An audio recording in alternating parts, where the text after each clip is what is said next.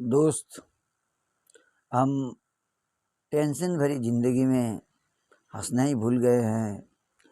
हम अक्सर भाग-दौड़ भरी ज़िंदगी में हम इतने टेंशन पे रहते हैं कि हम हँसने की वक़्त तो निकलते ही नहीं, रह गया हम हँसना ही भूल गए हैं। अगर हम हँसते हैं तो हमारी राह कितनी भी मुश्किल क्यों ना हो, हम इससे आसानी से गुज़र सकते हैं। सो दोस्त, हँसना बहुत ज़रूरी चीज़ है।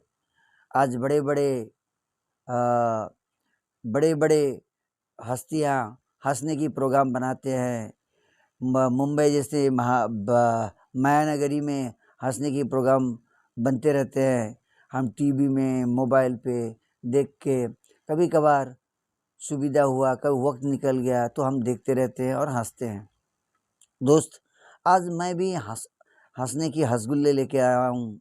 कहीं अगर इससे आप लोगों को फ़ायदा होता है, अब हँसने की मौका निकाल सकते हो। हँसना, क्योंकि राह कितनी भी दुखद क्यों ना हो, राह कितनी भी कठिन क्यों ना हो, आप हँसते-हँसते उस राह से गुज़र सकते हो। चलो दोस्त, अ, आज हँसने की हँसगुल्ले शुरू करते हैं।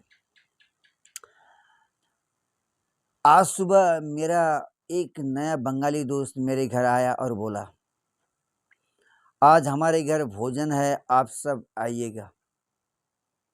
मैंने कहा ठीक है।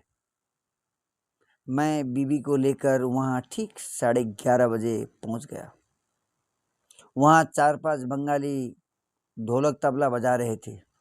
दोपहर 2:30 बजे तक न जाने क्या गा रहे थे, साला कुछ पता ही नहीं चला। पता ही नहीं चला। दोस्त, मुझे भी हँसी आ रही है।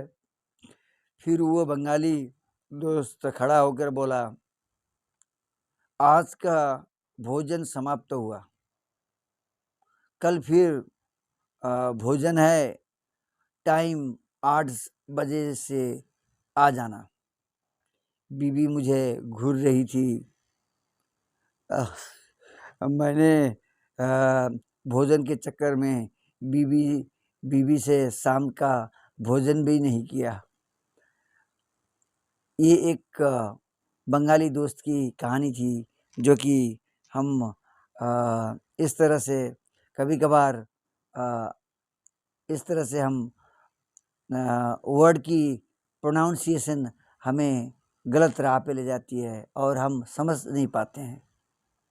उसका कहना था भोजन नहीं भजन, लेकिन वो हिंदी जब प्रोनाउंसिएशन करता था तो भोजन कहा करता था।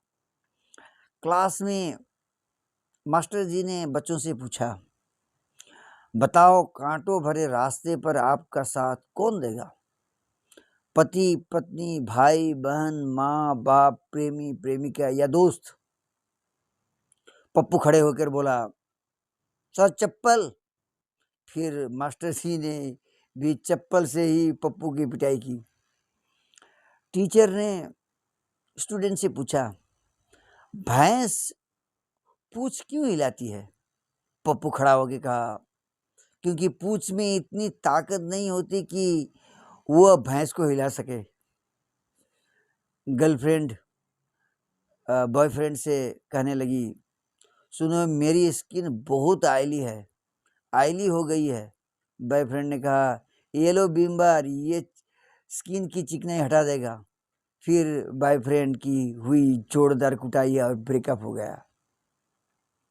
दोस्त, एक बाप ने एक दोस्त से कहा, मेरे 4 बच्चे हैं, पहले वाला MBA है, सेकंड वाला MCA है, थर्ड वाला PhD है, फोर्थ वाला चोर है। फ्रेंड ने कहा, अरे चोर को घर से निकालते क्यों नहीं? बाप ने कहा, वही तो कमाता है, बाकी सब बेरोजगार है। एक दिन पत्नी ने पति से कहने लगी सुबह ही, अजी उठो, उठ जाओ, मैं चाय बना रही हूँ।